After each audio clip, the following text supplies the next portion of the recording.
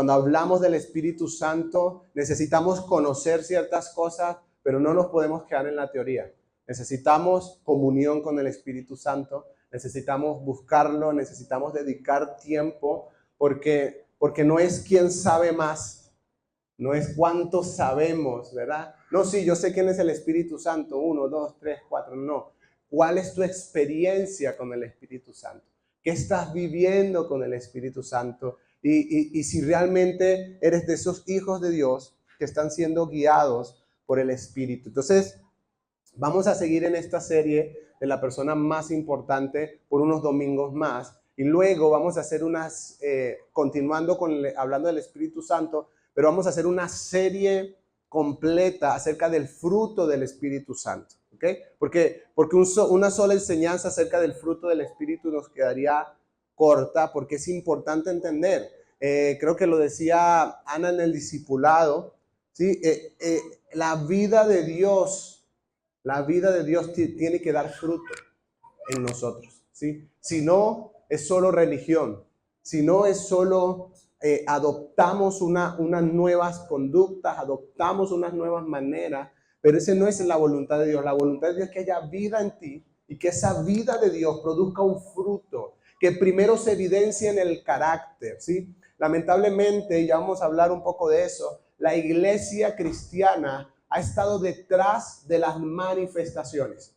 Si queremos ver a la gente temblando, cayéndose, llorando, y qué bueno, eso es de Dios y eso pasa por voluntad de Dios, pero no es el propósito del Espíritu Santo, hacer llorar a alguien y tirarlo al piso. No, quiere producir fruto. El carácter de Cristo en nosotros. No es una experiencia de un día, es una comunión diaria que necesitamos ir trabajando. Y hoy vamos a estar hablando de los símbolos que aparecen en la Biblia que hacen referencia al Espíritu Santo. ¿Okay? ¿Por qué? Porque la Biblia nos llama no solo a entender que recibimos el Espíritu Santo, sino que la Biblia nos invita, nos insta a ser llenos del Espíritu Santo. Y quiero que lo tengamos muy claro. Todo creyente recibió el Espíritu Santo. Lo hemos leído en la Biblia, ¿verdad? ¿Todos están de acuerdo conmigo? La Biblia nos llama a ser llenos del Espíritu Santo. Entonces, esto es muy importante, iglesia. Todo creyente recibe el Espíritu Santo. Eso, si creíste en Jesucristo, naciste de nuevo. Lo vimos la semana pasada. Y recibiste el Espíritu Santo. Pero no todo creyente vive lleno del Espíritu Santo. ¿Ok? No todos son llenos, ¿sí? Algunos reciben el Espíritu, pero algunas decisiones, algunas cosas no les permiten vivir llenos del Espíritu. Y la Biblia dice, Efesios 5:18, no se emborrachen con vino que lleva el desenfreno, al contrario, sean llenos del Espíritu. ¿Qué es ser lleno del Espíritu? Es cuando el Espíritu Santo, y si estás tomando notas, esto es algo bueno para que anotes, es cuando el Espíritu Santo gobierna nuestra voluntad, nuestras emociones y nuestros pensamientos. Es cuando el Espíritu, tiene que ser algo voluntario de mi parte, en el que yo cedo el control al Espíritu Santo y le pido que controle mis emociones, que controle mi voluntad, que controle mis pensamientos y que me guíe por la senda que le agrada a Dios. La Biblia está llena de símbolos para muchas cosas. ¿Por qué? Porque es fácil, y Dios lo sabe porque nos creó, es fácil para nosotros captar algunos conceptos o algunas ideas quizás etéreas a través de símbolos, a través de representaciones. Es muy fácil que podamos dimensionarlo. Por ejemplo, lo que vamos a compartir al final, lo que es la cena del Señor, es un símbolo. Es un símbolo que representa algo, pero sobre todo que te hace consciente de algo, de algo que sucedió, de una realidad espiritual que a lo mejor no vemos a diario, pero este símbolo nos recuerda que hay algo que sucedió, que es importante, y lo hacemos. Y así mismo vamos a encontrar en la Biblia símbolos con referencia al Espíritu Santo. Y vamos a aprender a través de esta metáfora, a través de estos símbolos que la Biblia presenta, vamos a aprender cuál es esa obra que el Espíritu Santo quiere hacer en la vida del creyente. ¿Qué lleva esa obra, además de santificación, además de inclinar nuestro corazón a lo que a Dios le agrada? Hay cosas que la llenura del Espíritu Santo quiere provocar en ti, quiere provocar en mí y que necesitamos, ¿sí? No podemos conformarnos solo con creí, fui sellado, no, necesito ser lleno del Espíritu. Y vamos a estar hablando de estos símbolos, ¿sí? El primer símbolo que vamos a ver es el agua. En Juan 7, del 37 al 39, dice, en el último día, el más solemne de la fiesta, Jesús se puso de pie y exclamó, si alguno tiene sed, venga a mí y beba. De aquel que cree en mí, como dice la Escritura, de su interior brotarán ríos de agua viva. Con esto se refería al Espíritu Santo, ¿verdad? Que habrían de recibir más tarde los que creyeran en él. Hasta ese momento el Espíritu no había sido dado porque Jesús no había sido glorificado todavía. Aquí vemos cómo Jesús, por palabras de Jesús y por palabras de Juan, dice, el Espíritu Santo será como agua, como un río en el interior del creyente. Primera de Corintios 12:13 dice, todos fuimos bautizados por un solo Espíritu para constituir un solo cuerpo. Ya seamos judíos o no, esclavos o libres, a todos se nos dio de beber, ¿qué? De un mismo espíritu. El primer símbolo que vamos a ver es el agua. Y el agua, como de forma natural, es indispensable para la vida. ¿Sí? Nuestro cuerpo está compuesto por 60% de agua. Y si duramos un tiempo sin hidratarnos, ¿qué va a pasar con nosotros? ¿Sí? Lo vimos la semana pasada. Si el Espíritu Santo no está en la vida de alguien, no hay vida espiritual. ¿Sí? El nuevo nacimiento, el que no nace del agua y del Espíritu, no pueden ver ni entrar en el reino de Dios. Y el Espíritu Santo es representado como agua porque lo necesitamos para la vida. Y el Espíritu Santo lo necesitamos para nuestra vida espiritual. Nuestra vida espiritual se seca y necesitamos muchas veces, otra vez, ser llenos del Espíritu, esa agua del Espíritu que nos levanta, que nos revitaliza. Sí, cuando el Espíritu Santo no está en nuestra vida, no está en la vida de alguien, no hay vida espiritual. En Juan 4, del 13 al 14, Jesús le dice a la mujer samaritana, todo el que beba de esta agua volverá a tener sed, respondió Jesús, pero el que beba del agua que yo le daré no volverá a tener sed jamás, sino que dentro de él esa agua se convertirá en un manantial que brotará para vida eterna. Tito 3:5 dice, Él nos salvó, no por nuestras propias obras de justicia, sino por su misericordia. Nos salvó mediante el lavamiento de la regeneración y de la renovación por el Espíritu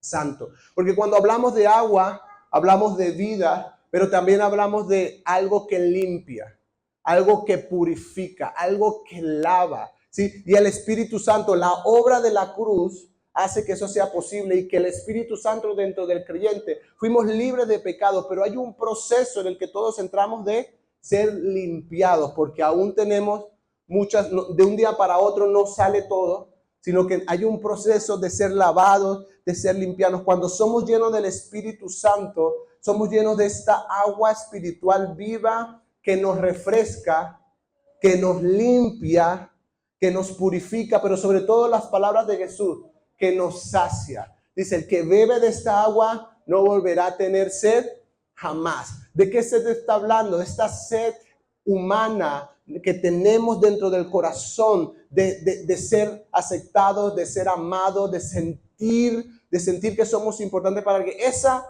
la sacia el Espíritu Santo dentro de nosotros, que constantemente está testificando acerca de lo que somos delante de Dios, que constantemente está testificando que somos hijos de Dios, que somos aceptados, que somos amados, y esa sed que nos lleva a buscar en otros lados para saciarnos, no la volveremos a sentir cuando somos llenos del Espíritu Santo, porque Él nos sacia. Segundo símbolo que vamos a ver hoy, el fuego. Y parece contradictorio, ¿verdad? Que sea representado con agua y al mismo tiempo con fuego. Estos son dos elementos que no podemos quizás unir, ¿verdad?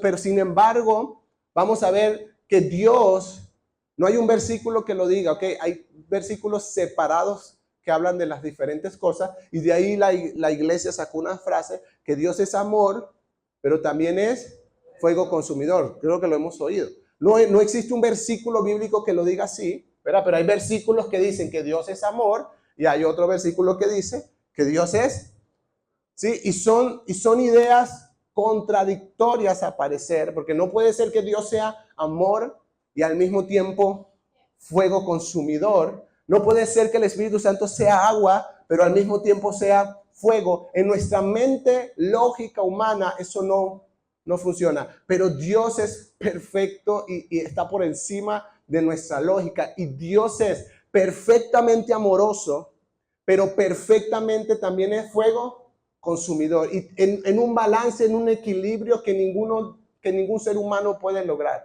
¿sí? Y vamos a ver que el Espíritu Santo también es representado como el fuego.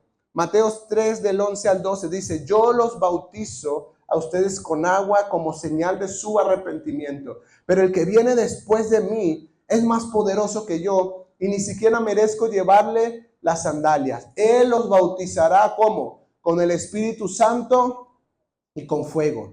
Tiene la aventadora en la mano y limpiará su era recogiendo el trigo de su granero. La paja, en cambio, la quemará con fuego que nunca se apagará. El fuego en la Biblia tanto en el Antiguo Testamento como en el Nuevo, lo vamos a ver que representa algo de Dios, representa los juicios de Dios y representa muchas veces la purificación. La Biblia dice en el Nuevo Testamento que nuestras obras van a ser pasadas por fuego. La Biblia dice que nuestra fe tiene que ser pasada por fuego, que más preciosa que el oro necesita ser purificada. Entonces el fuego termina siendo también un elemento de purificación, un elemento de cuando Dios se le presentó a Moisés, ¿cómo se le presentó? En una zarza. ¿Y qué había en la zarza? Fuego. Y Dios se le representó así cuando estaban los profetas de Baal y el profeta ahora que descendió del cielo para consumir el holocausto, fuego. Entonces es una representación importante, ¿sí? El fuego quema lo indeseable. Es un método de purificación que muchas veces el Señor mostró en la Biblia y por eso habla del Espíritu Santo como ese fuego que viene a la vida del creyente, ¿sí? Como ese fuego que viene también a purificar, a destruir lo que no viene de Dios dentro de nosotros. Ese es el proceso de santificación que el Espíritu Santo está haciendo en la vida del creyente. Hebreos 12:29 dice: porque nuestro Dios es fuego consumidor. Dios es amor, por supuesto que sí, y ama, pero también es justo y también es fuego consumidor y también trae juicios. Y quiero decirte algo: Dios está trayendo juicios a tu vida. Lo que pasa es que gracias a la obra de la cruz no llevamos el castigo dentro de nosotros, pero el Espíritu Santo está juzgando cosas que hay dentro de ti para limpiarlas, para quemarlas, para eliminarlas. Y la obra de la cruz hace que ese castigo no venga sobre nosotros, sino que el castigo ha venido sobre Él. Pero Él sigue siendo justo. Él sigue oponiéndose a cosas que no están bien según su palabra. Él sigue oponiéndose a cosas y por eso está en ese proceso. Pedro, creo que es Pedro dice: el juicio tiene que comenzar por la casa. Sí, y por eso el Espíritu Santo ha venido sobre la iglesia y está haciendo ese proceso. Y está haciendo ese proceso de juzgar lo que no está bien. Y por eso está esa vocecita que tenemos los que vivimos llenos del Espíritu Santo de: esto no está bien, necesitas ajustar, esto no le agrada a Dios. Eso forma parte del fuego en la vida del creyente. Pero además, el fuego en este tiempo bíblico era utilizado también como algo para iluminar. ¿Sí? No existía la luz como la conocemos, sino que era algo para iluminar el camino. Se utilizaba, ¿sí? El fuego proveía luz en ese tiempo, y el fuego del Espíritu Santo en nuestro corazón también trae luz, trae revelación y nos ayuda a comprender las profundidades de Dios. Eso es lo que dice lo leíamos la semana pasada, creo, la anterior, cuando dice cosas que ojo no vio, ni oído yo, ni ha subido a corazón, son las que Dios preparó, pero Dios nos las reveló por medio de su Espíritu, que escudriña hasta las profundidades de Dios. Y vamos conociendo a Dios, porque el Espíritu Santo va encendiendo esa luz en nuestro corazón. Segunda de Corintios 4:6, porque Dios que dijo que la luz resplandezca en las tinieblas, hizo brillar su luz ¿en dónde? En nuestro corazón, para que conociéramos la gloria de Dios que resplandece en el rostro de Jesucristo. Hechos 1:8, perdón, dice, pero cuando venga el Espíritu Santo sobre ustedes recibirán poder. El fuego representa muchas veces poder, representa muchas veces, los motores funcionan por una chispa, por combustión y de acuerdo a cómo estén diseñados, tienen más poder, tienen más potencia en su funcionamiento. Y dice la Biblia que el Espíritu Santo en la vida del creyente nos da poder. Cuando somos llenos del Espíritu Santo, su fuego nos purifica. Su fuego va trabajando también en nuestra fe. Su fuego trae revelación, alumbra los ojos de nuestro entendimiento para que podamos comprender. Pero ¿saben qué también hace el fuego de Dios en nosotros? Enciende nuestro corazón de pasión por Él. Enciende nuestro corazón. Y es una constante oración que debemos estar haciendo. Señor, que mi corazón se mantenga encendido por el fuego de tu Espíritu. Tercero, el viento, también representando al Espíritu Santo. Juan 3:8 dice, el viento sopla por donde quiere y oyes su sonido, aunque ignoras de dónde viene y a dónde va. Lo mismo pasa con todo el que nace del Espíritu. ¿Cuál es una de las características del viento? Que lo llena todo. El viento lo llena todo. No hay un lugar que no sea lleno por el aire, que no sea lleno por el viento. Está en todo lugar, está llenándolo todo. Y desde Génesis 1, versículo 2, dice, la tierra no tenía forma y estaba vacía, y la oscuridad cubría las aguas profundas, y el Espíritu de Dios se movía en el aire sobre la superficie de las aguas. El viento, el aire, es algo que nadie puede monopolizar. Es algo que nadie puede como agarrar y decir, ok, todo el viento es mío y te vendo por porciones. No, es algo que nadie puede controlar, nadie puede resistir, nadie puede comprar, nadie puede comercializar con eso. Entonces es algo que lo llena todo. Además, el viento es invisible, pero es perceptible, ¿o no? Nos podemos dar cuenta, sobre todo cuando hay calor, ¿verdad? Y de repente entra por la ventana gloria a Dios. Uno dice, si esto era lo que yo necesito, ¿sí? Pero no lo vemos. Sin embargo, es algo que podemos sentir, al igual que el Espíritu Santo, que es Dios, que es una persona que no vemos físicamente, pero que podemos sentir, que podemos experimentar en nuestra vida. El viento no lo podemos controlar a cómo nosotros queremos. Si va de una dirección, decir viento, no, para allá no, dale para el otro lado. No hay manera. Así como tampoco podemos nosotros decirle al Espíritu Santo qué es lo que tiene que hacer. Su voluntad está por encima de la nuestra. Y el creyente, en la medida que va creciendo y va madurando, somete su voluntad a la voluntad de Dios, a la voluntad del Espíritu Santo. Al principio somos como Mateo, mi hijo.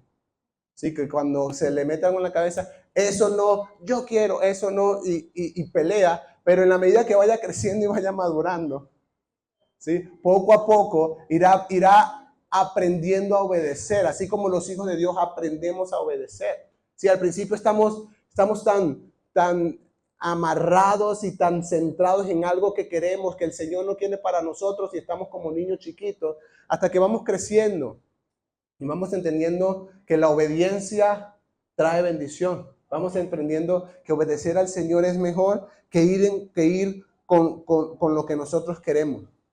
Cuando somos llenos del Espíritu Santo, ese viento nos permite experimentar su presencia, nos permite sentirlo, realmente, sí, es algo que podemos sentir, es algo que podemos experimentar, trae orden, trae dirección. Miren, el viento, otra vez, no lo vemos, lo podemos sentir, pero hay momentos en que lo podemos oír.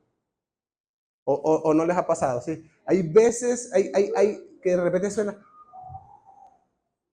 Y es un sonido que si hay música alta, que si hay gritos, no escuchamos. Es un sonido, ¿sí? Y Dios se le presenta un día al profeta y dice, y vi que había un gran terremoto y Dios no estaba allí. Dice, y luego escuché un susurro suave del viento y ahí estaba Dios.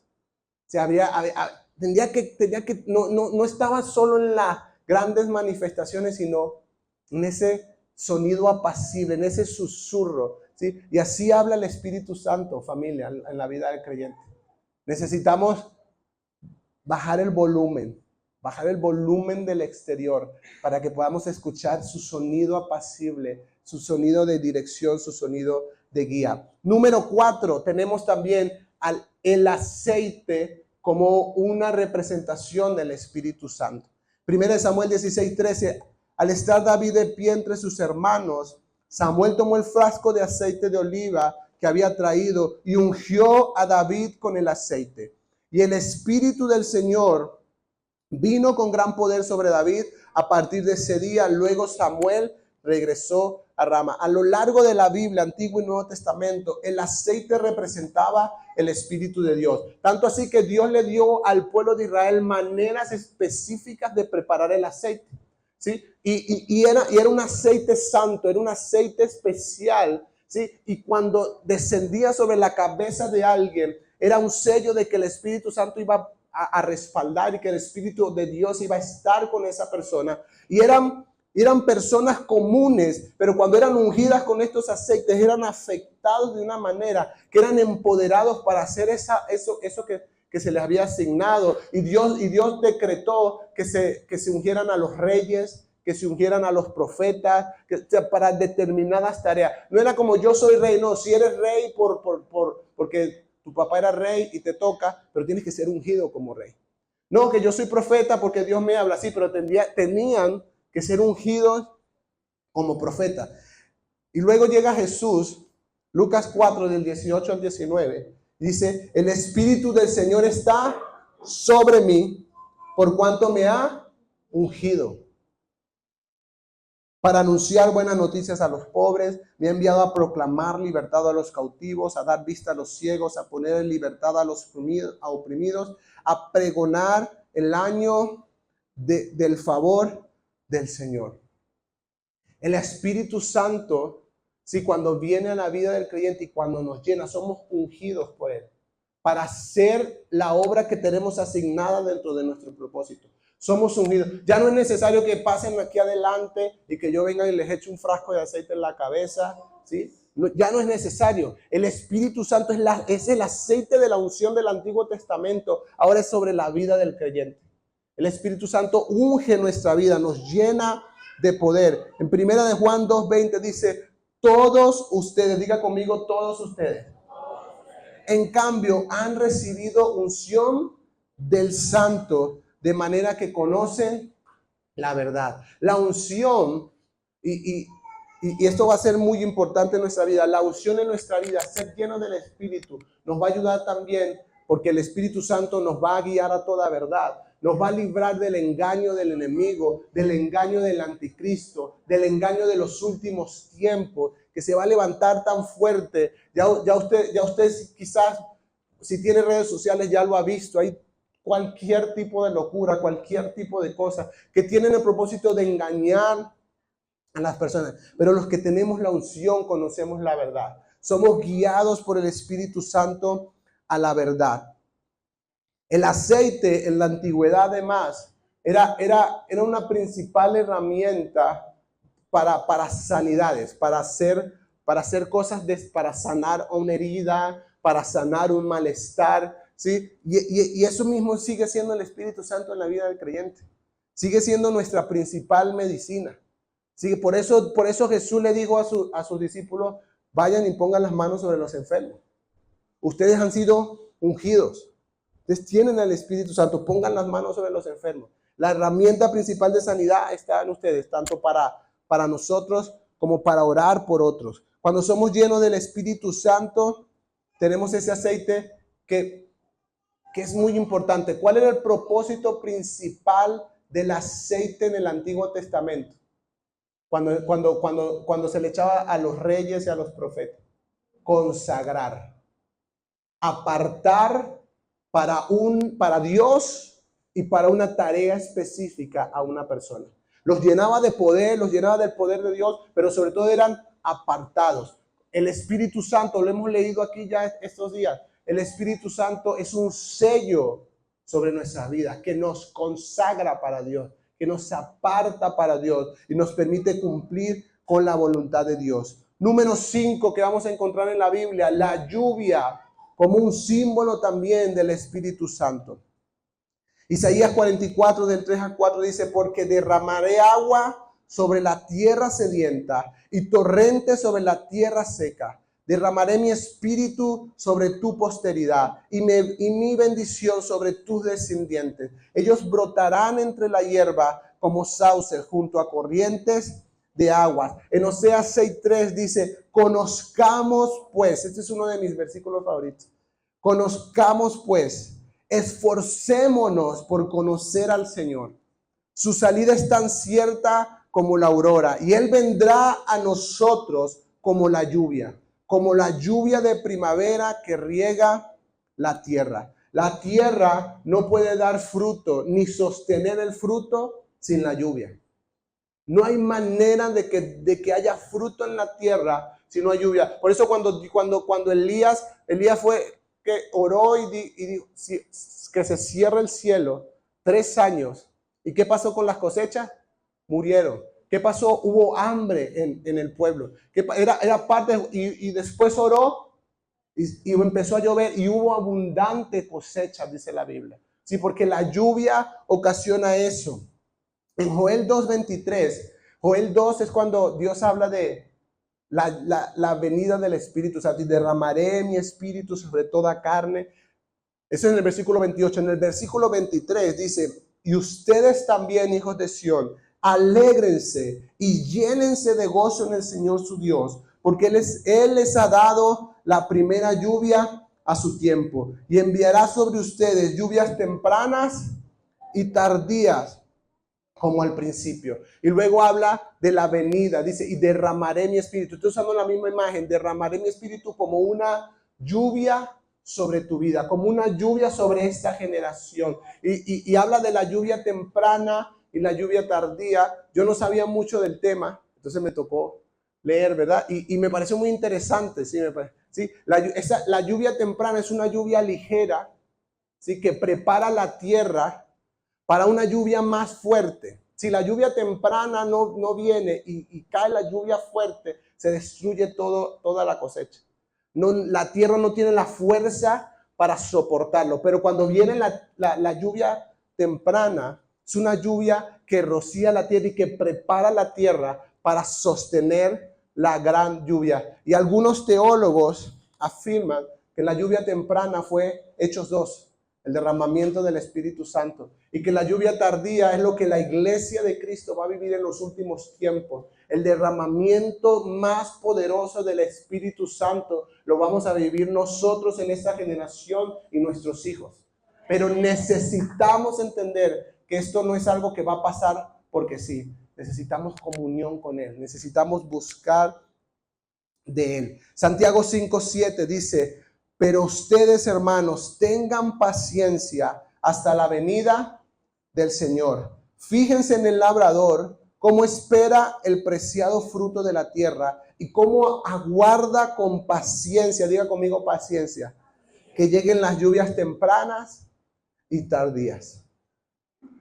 La Biblia está hablando de lo mismo. Estamos hablando de esta gloria de Dios que ya vemos en la Biblia, que ha visto la iglesia por tantos años, que vamos a ver nosotros en estos tiempos que estamos viviendo, pero necesitamos entender, eso es el Espíritu Santo en la vida del creyente. Cuando somos llenos del Espíritu Santo, Dios primero nos da esa lluvia temprana. El día que creíste, el día que empezaste a conocer y se empieza a preparar nuestra vida, empieza a prepararse la tierra para la lluvia tardía, para que venga el Espíritu Santo sobre ti y te llene de poder, te llene de capacidad sobrenatural para que hagas la obra de Dios que glorifica su nombre. Eso va a ser la obra del Espíritu Santo completa en nuestra vida. Número 6, ya vamos a terminar. La paloma. ¿Sí? ¿Se acuerdan de ese texto? Juan 1:32. Juan también dio testimonio y dijo, vi al Espíritu descender del cielo como paloma. ¿Okay? No quiere decir que el Espíritu Santo sea una paloma, ¿ok? Que a veces lo vemos así, ¿no? Pero fue un símbolo que el Señor quiso utilizar específicamente cuando fue bautizado Jesús. ¿Ok? La paloma es conocida como el símbolo de la paz. Esto viene de la historia del diluvio, ¿se acuerda? Cuando el diluvio acaba, la tierra se está secando, pero todavía no se ha secado toda. Y Noé envía una paloma y cuando ve que la paloma regresa con una rama de olivo, ya sabía que la ira de Dios había dejado de estar sobre la tierra. Y esto es importante. Porque cuando el Espíritu Santo viene sobre tu vida, significa una cosa, que la ira de Dios ya no está sobre tu vida, porque has sido perdonado y lavado por la sangre del Cordero. Cuando el Espíritu Santo viene a tu vida, significa una cosa, hay paz, estás en paz con Dios por la obra de Cristo. Por eso es un símbolo de la paz, pero también habla de mansedumbre, habla de un animal manso, de un animal tranquilo, además un animal sensible. Usted no puede estar aquí si usted medio hace así y la paloma se va, ¿verdad? De un animal como así. Entonces representa al Espíritu Santo, representa la sensibilidad y cómo nosotros debemos hacernos sensibles a la guía del Espíritu Santo, a la voz del Espíritu Santo. Cómo el Espíritu Santo trae esa paz a nuestros corazones que Jesús le prometió a sus discípulos que les daría. Aunque existieran tribulaciones, ellos podían confiar en medio de ellas por la paz que iban a tener. Y por último, uno de los símbolos del Espíritu Santo, tenemos el vino. El vino también representado como el Espíritu Santo, ¿sí? En la Biblia el vino va a tener varias representaciones. Cuando hablamos del vino de Babilonia, ¿verdad? El vino del mundo, el vino de los placeres. No está hablando específicamente de la botella de vino, ¿ok? Y no quiere decir que sea pecado tomarse una copa de vino. Por si acaso, no quiero que me malinterprete. Cuando habla de vino del mundo, no está hablando de eso. Está hablando de todos los placeres que el mundo te ofrece para embriagarte. De todos los placeres que el mundo te ofrece para anular tus sentidos, ¿sí? Yo sé que el borracho cree que sus sentidos están más agudos que nunca, pero la realidad es que cuando están embriagados pierdes capacidad de sus sentidos. No escuchan bien. Gritan y no se dan cuenta que están gritando.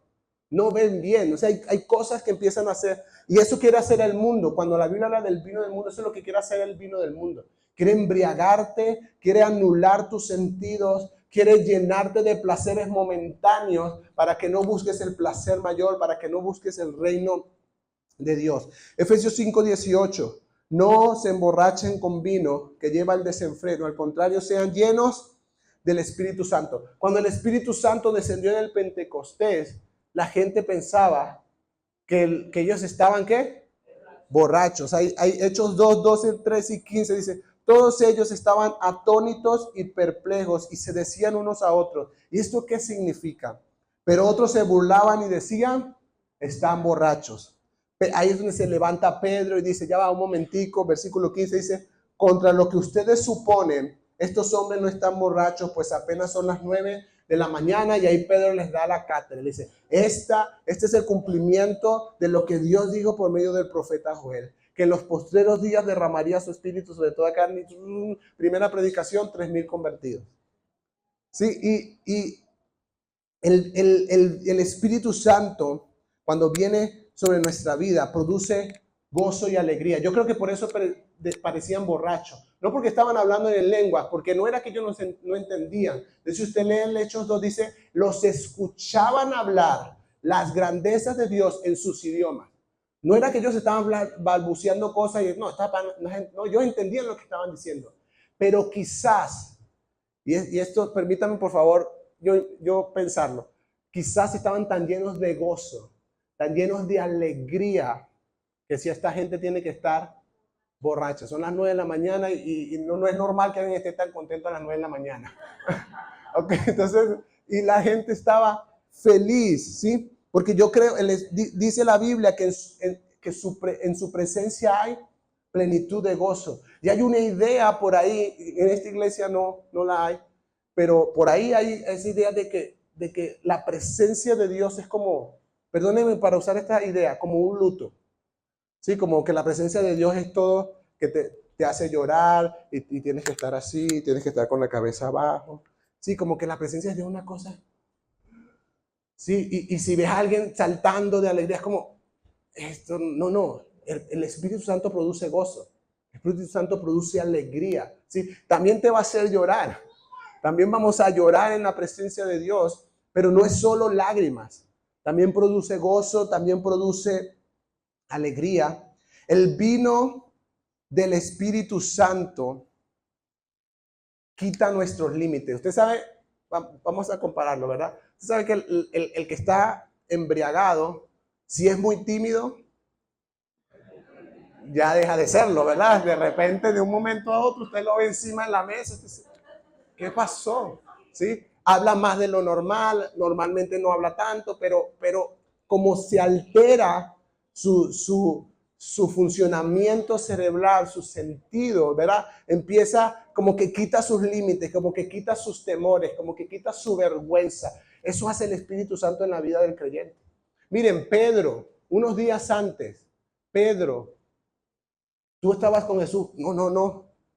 Pedro corría, Pedro estaba asustado, lleno de miedo. Y luego vemos a Pedro, Hechos 4:8. Y entonces Pedro, lleno del Espíritu Santo, eso es muy importante, les dijo, gobernantes y ancianos, y empezó a hablar, pero esto era solo valor de Dios. Este no era Pedro. Pedro, perdónenme la expresión, pero Pedro era un cobarde.